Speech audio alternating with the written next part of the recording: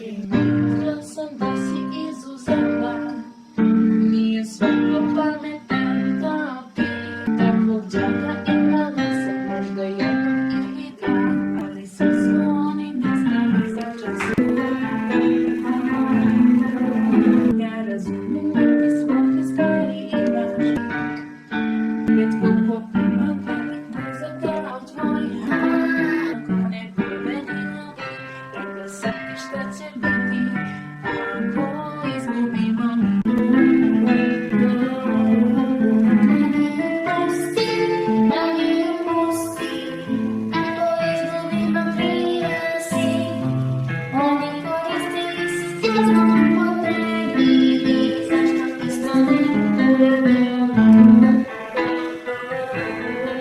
Sovito moć ili magija, stiže nama tragedije, nevažnije je izgubljeno znanje. Šansa ovo jednom pruža se, nemoj je pokvariti, razumeš li?